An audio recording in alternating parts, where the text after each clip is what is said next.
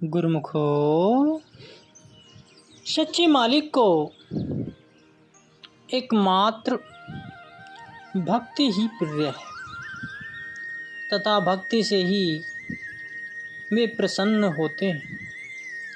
भगवान श्री कृष्णचंद्र जी महाराज जी ने दासी पुत्र भक्त विदुर जी की भक्ति व प्रेम से प्रसन्न होकर राजा दुर्योधन के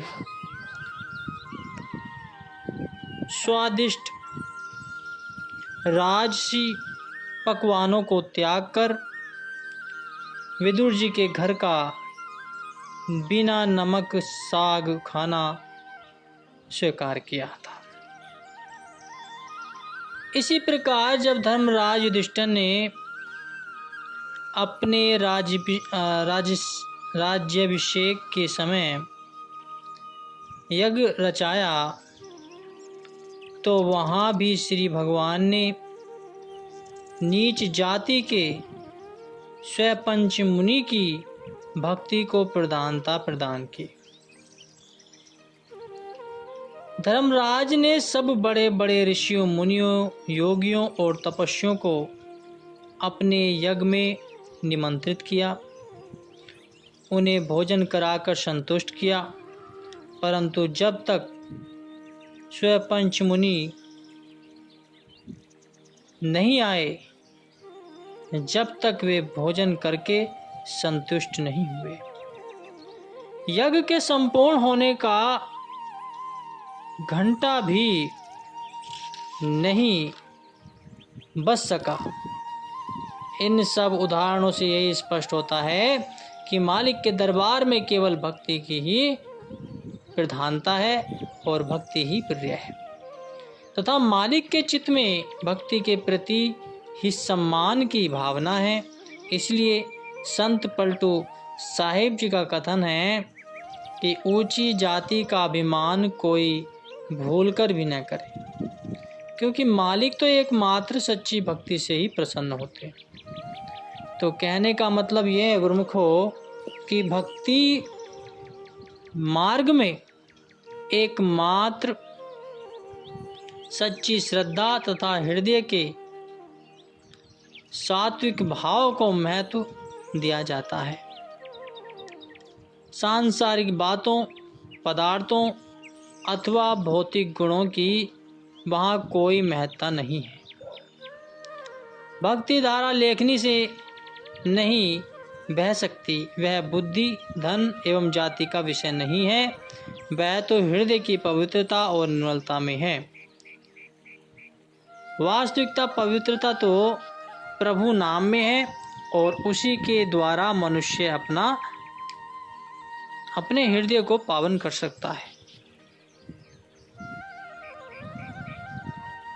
जैसे कहा गया है, बिना भक्ति क्या होते है, काशी करवत ले, मिटे नहीं मन वासना, बहु विधि भरम संदेह।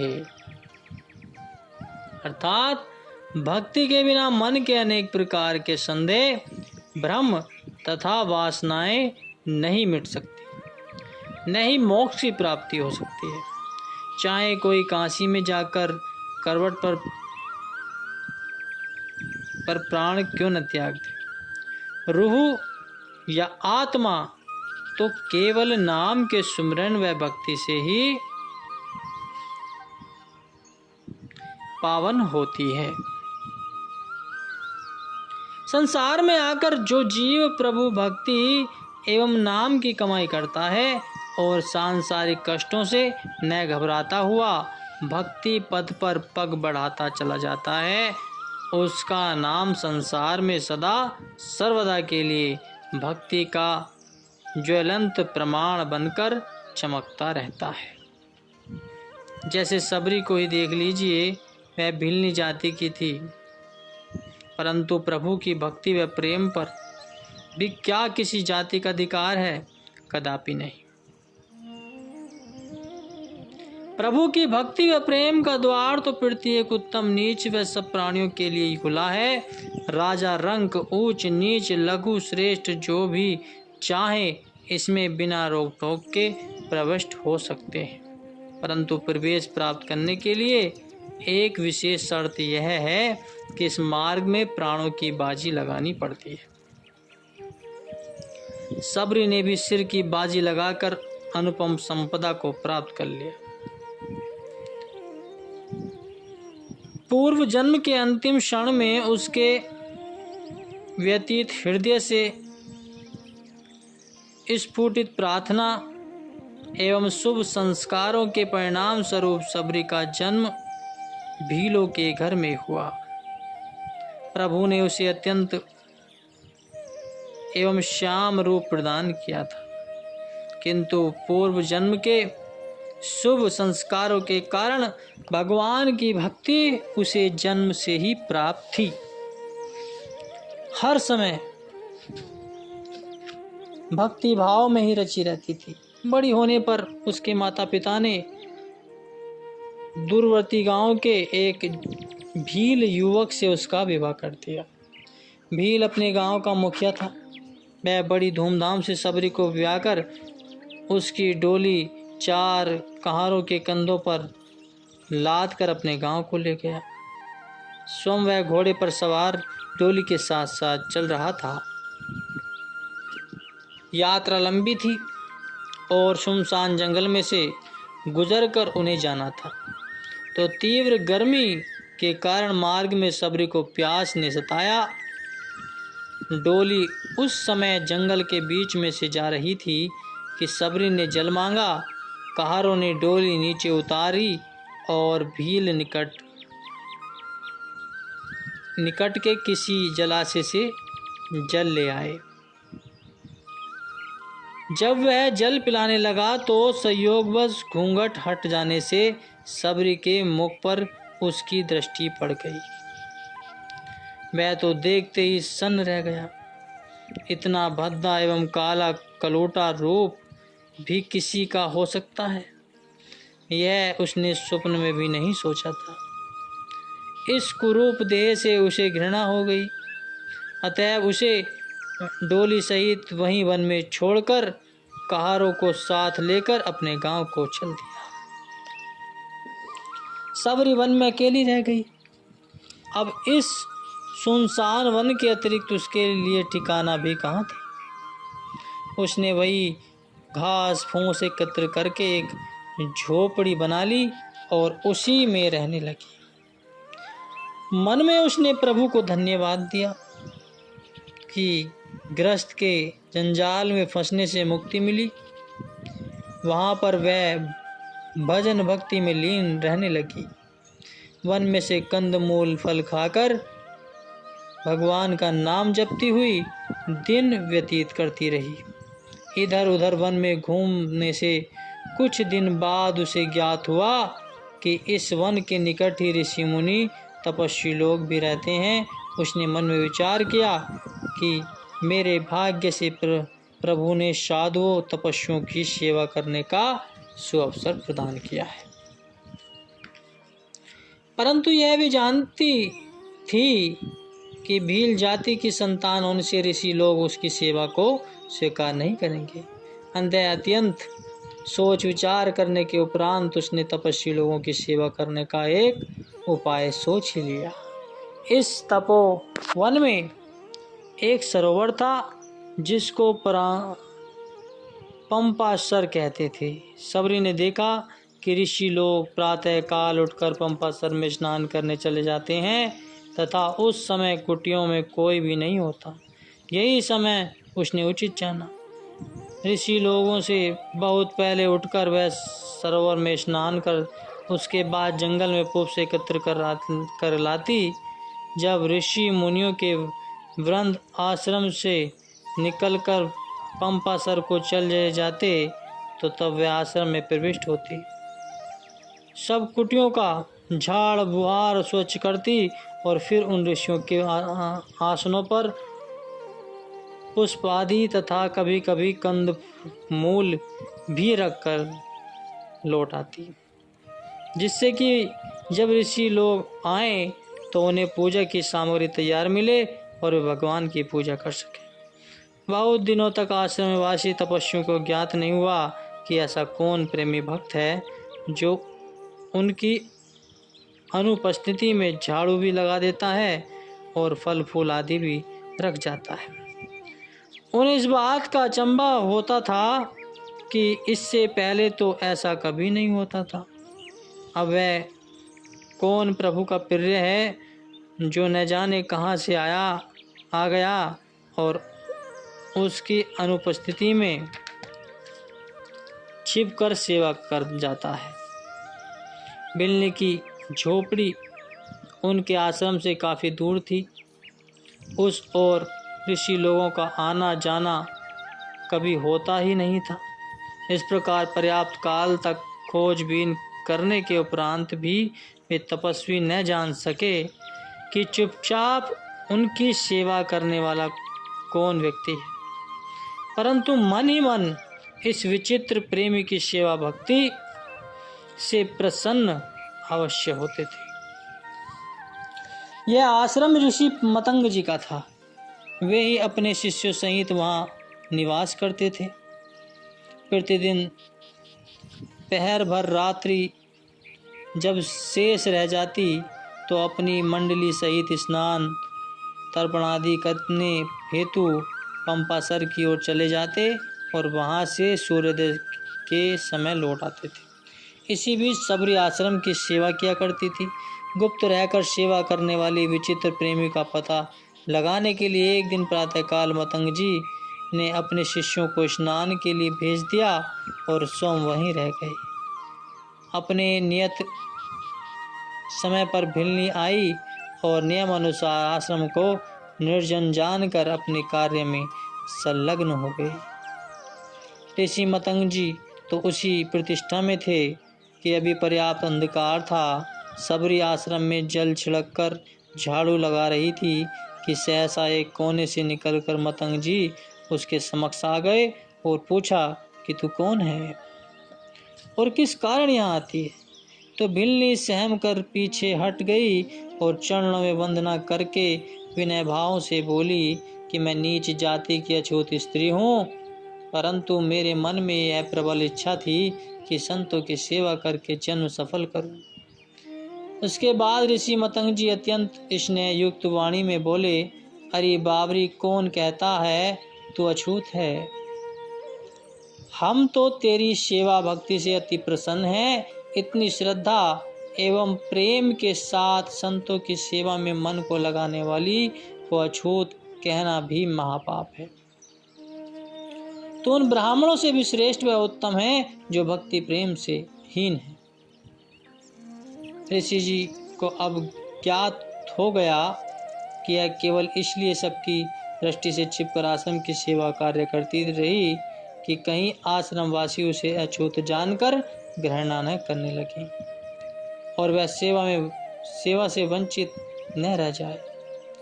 तो ऋषि मतंग जी परम उदार एवं दयालु स्वभाव रखते थे। उन्होंने उसके सरल स्वभाव से प्रसन्न होकर उसे गुरु दीक्षा देकर अपनी शिष्य बना लिया। उसे नाम के सुमरण में मन लगाने का आदेश दिया तथा आश्रम की सेवा यथापूर्व करते रहने की आज्ञा भी प्रदान की। नियम पूर्वक सबरी प्रातः काल उठकर आश्रम की सेवा करती। उसके बाद दिन का शेष समय भजन सुमरन में मन लगा रहकर व्यतीत करती। अब उसे सच्चे गुरु की शरण की प्राप्ति हो गई। गुरु चरणों का संबल प्राप्त कर उसके हृदय की भक्ति भावनाएं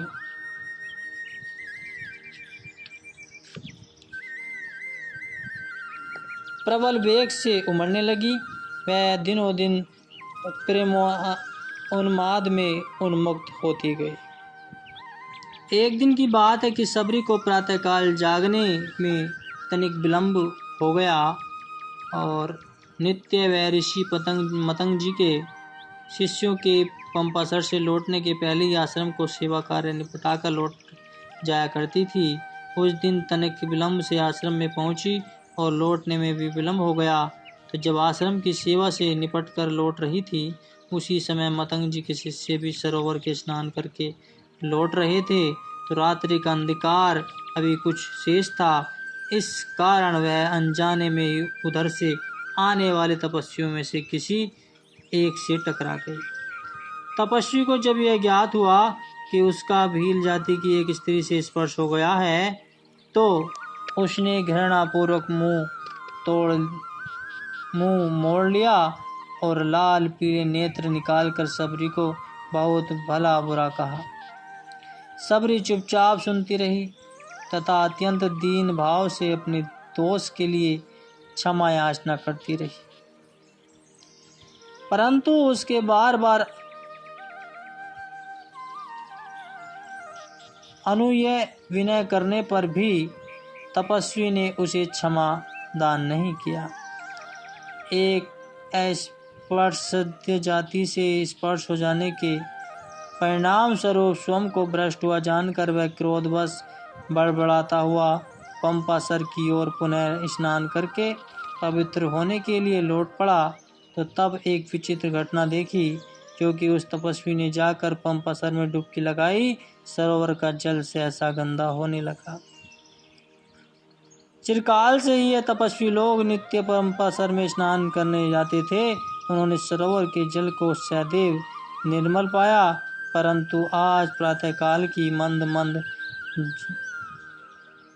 ज्योत्स्ना में सरोवर के जल को नियम विरुद्ध इतना गंदा होते हुए देख तपस्वी आश्चर्य में डूब गया। दूसरे दिन से तो सरोवर का जल उन तपस्वियों के नहाने धोने उपयोग का नहीं रहा। उनमें अनेक कृमि उत्पन्न होने बुलबुलाने लगे थे। सबरी भगवान की एक सच्ची भक्तनी है। वह इतनी पवित्र आत्मा है और उसके हृदय में प्रभु का अगाध प्रेम है। उसे तुम नहीं समझ सकते। तुम्हारी दृष्टि पर जाति पाति और छुआछूत के भ्रम का आवरण पड़ा है, तो इसी कारण तुम उसे ऐसा कहते हो। तुम लोग को आज यह भी मालूम नहीं कि कौन प्रेमी नित्य प्रातः तुम्हारी कुटिया की सफाई करके पूजा की सामग्री और पुष्प आदि तैयार करके रख जाता है। तो सुनो, यह सब इसी भिलनी का कृत्य है जिसे तुम नीच या अछूत कहते हो। तुम्हारे इसी विषेद एवं ईर्ष्या के कारण ही सरोवर में कृमि पड़ गए हैं और जल में दुर्गंध उठने लगी है।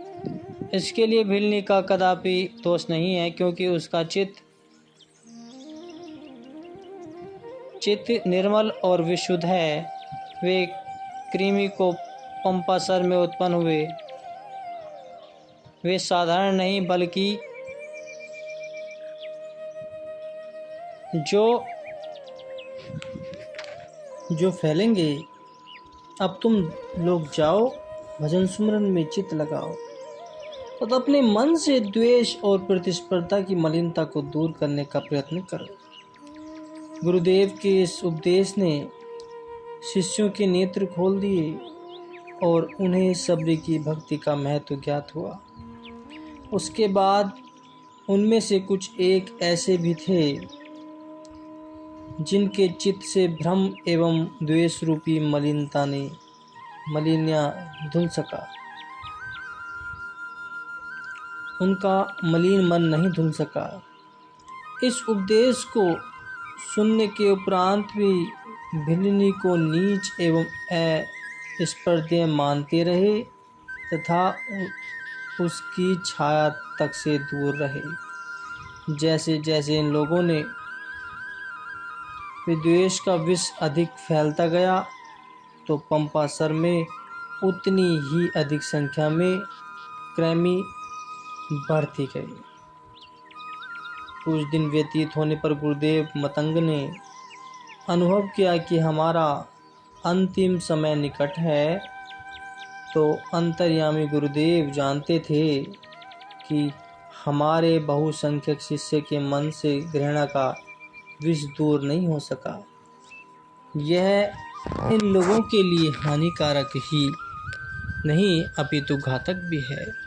उन्होंने अपने सब शिष्यों को एकत्र किया तथा अपने अंतिम उपदेश देते हुए उन्हें बतलाया कि मर्यादा पुरुषोत्तम राम भगवान राम वन में शीघ्र ही पधारेंगे। तुम लोग उनके दर्शन करके कृत्य होना तथा उनके श्री चरणों का चरणोदस लेकर पंपा सर में डालना, जिससे कि सरोवर का जल यथापूर्व निर्मल हो सकेगा। इसके साथ ही उन लोगों को पुनः एक बार चेतावनी दी कि वे भिलनी के प्रति द्वेष का भाव त्याग कर उसकी निर्मल भक्ति एवं विशुद्ध प्रेम का समादर करें। इसके बाद भिलनी को अन्य शिष्यों से अलग बुलाकर समझाया और अंतिम आशीर्वाद देते हुए मतंग ऋषि कथन करते हैं कि शबरी, हमारा अब अंतिम समय आ गया है, हम अपने परम धाम को जा रहे हैं। तू भजन भक्ति करती रहना। यह सुनकर उसका मन शोकातुर हो गया और उसने इसे चरणों में विनय की कि मैं भी इस नश्वर शरीर को त्याग कर आपके साथ चलती हूँ। परंतु गुरुदेव ने उसे प्रेम पूर्वक समझाया कि शबरी, तू भगवान को मिलने की सच्ची लगन रखती है, तुझे तेरे भगवान अवश्य मिलेंगे। कुछ समय उपरांत उनका शुभ अवतार अयोध्या में होगा। उन्हें 14 वर्ष के लिए वनवास मिलेगा। वहाँ वन में उनकी भार्या सीता जी को रावण हर ले जाएगा, इसलिए वे उनकी खोज हेतु इस वनस्थली में भी अवश्य आएंगे। उनका मंगलकारी दर्शन हमारे भाग्य में तो नहीं है। हम इस जगत से अब विदा हो रहे हैं, किंतु तुझे उनका पावन दर्शन अवश्य प्राप्त होगा।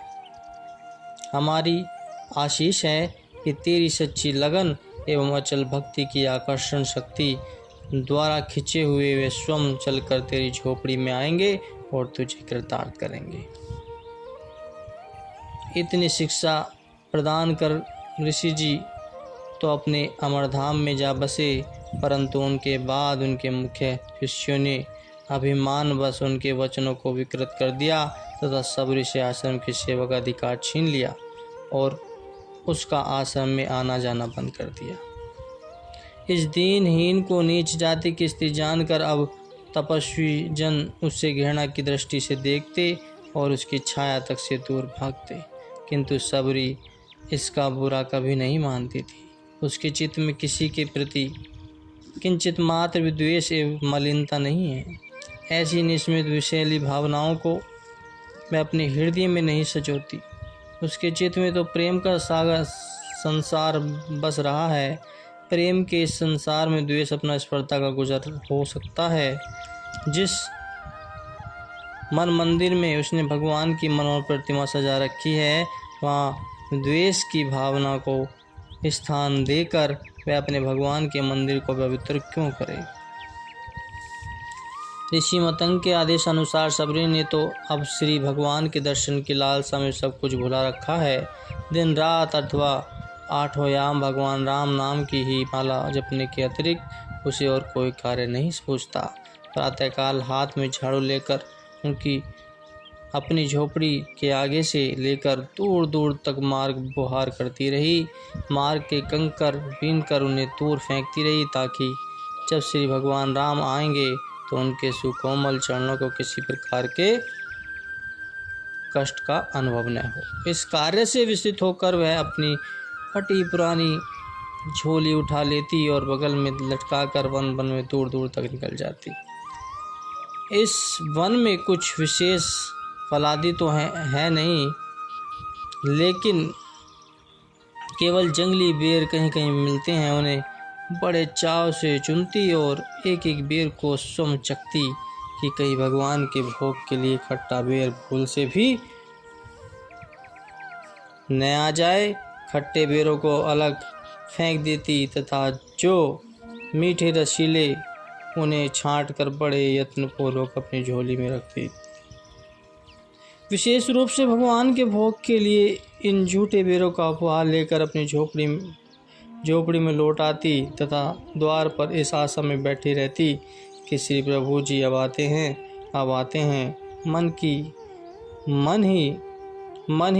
की सुंदर मनोहर छवि का कल्पित चित्र रचाकर प्रेम बस ध्यान मग्न हो जाती। इस कल्पित उधेड़ बुन में दिन समाप्त हो जाता, रात आ जाती, परंतु सबरी उसी ध्यान में खोई रहती। रात्रि समय भी वह भगवान के शुभागमन के स्वप्न देखती रहती।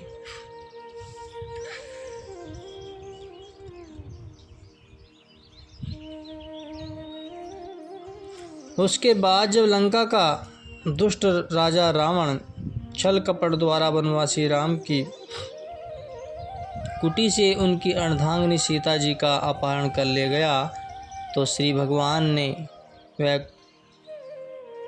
कुटी छोड़ दी और सीता जी के वियोग में विह्वल होकर उसकी खोज में निकले। मार्ग में उन्हें जटायु पूरी तरह घायल अवस्था में सिसकता हुआ मिला। जटायु से भगवान श्री राम जी को संपूर्ण वृत्तांत ज्ञात हुआ तथा उसे मोक्ष दान देकर रावण की लंका की ओर प्रस्थान किया। इसी यात्रा में वे इस तपोवन में से होकर निकले जहाँ मतंग जी का आश्रम था। आश्रम से थोड़ी दूर सबरी की झोपड़ी थी।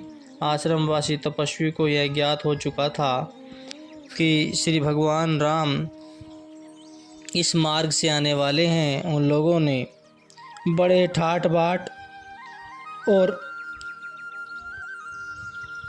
आडंबर से भगवान के स्वागत का प्रबंध कर रखा था। मार्ग में उन्होंने तोरण द्वार निर्मित किए गए थे, परंतु श्री प्रभु जी उस ओर गए ही नहीं। जब वे आश्रम से थोड़ी दूर ही थे तो उन्होंने अपनी यात्रा का मार्ग ही बदल दिया और शबरी की झोपड़ी की तरफ पदार्पण किया। उदारचित रघुनाथ जी जटायु को शुभ गति देकर सबरी के आश्रम में पधारे। अब तक तो जो दैवी योग से उन्हें मार्ग में मिलता था उसको शुभ गति देते थे, किंतु जब सबरी को उनके घर पर ही शुभ गति देने के लिए स्वयं पदार्पण हुए तो भगवान श्री राम जी को घर आते देख सबरी को अपने गुरुदेव मुनि मतंग जी के वचन याद आ गए। कितने आश्चर्य की बात है कि जिस राम ने सम्राट पद को ठुकरा दिया तथा माता के वात्सल्य स्नेह का भी त्याग कर दिया, वह राम भिलने की जीर्ण शीर्ण पर्णकुटी को सम्मान प्रदान करते। वही भिलनी जिसे स्पर्श करना भी लोग पाप समझते थे, उसी के चखे हुए जूठे बेरों को बड़े स्वाद से लेकर भोग लगाते हैं तथा उन प्रेम भरे बेरों को अनुज लक्ष्मण जी को भी देते हैं। इसी प्रसंग को तुलसीदास जी बड़ी अच्छी तरह अपनी रामायण में इस प्रकार वर्णन करते हैं कि कंद मूल फल सुरस अति दिए राम कहुआन प्रेम सहित प्रभु खाए बारंबार बखान। कि सबरी ने अत्यंत सरस मीठे कंद मूल फल प्रभु श्री रामचंद्र जी के आगे लाकर भेंट किए। भगवान भोग भी लगाते और साथ ही बेरों की सराहना भी बार बार करते। राजमहल के 56 भोग तथा स्नेही माता कौशल्या के वात्सल्य भाव से हाथों से बने पकवानों में भी वह रस अथवा माधुर्य प्रतीत नहीं हुआ जो भिलनी के इन सूखे बेरों को खाकर प्राप्त हुआ। तो गुरुमुखो, तात्पर्य है कि मालिक को भक्ति ही प्रिय है। यह मनुष्य जिस मालिक के अंश है उसमें तद्रूप होने के लिए प्रयत्नशील रहना भी अनिवार्य है। अतः मालिक की प्राप्ति के लिए मालिक की बंदगी दृढ़ निष्ठा तथा आस्था से सुमरन पूजन सेवा आदि करना इसके आवश्यक अंग है। यही परिग्रह ग्रहण करने योग्य है। इसके विपरीत सांसारिक कामनाएं एवं मन और इंद्रियों के रसभोग मालिक को प्राप्त करने के मार्ग में बाधक हैं। सत्पुरुषों की संगति प्राप्त कर परिग्रह और परित्याग का रहस्य जानकर उस सदुपदेश पर आचरण कर जीवन का जीवन सफल बनाना ही मनुष्य का वास्तविक ध्येय है। इसी को पाने के लिए ही संसार में आया है और यही मनुष्य जीवन का लक्ष्य है। बोलो जयकारा, बोल मेरे श्री गुरु महाराज जी की जय।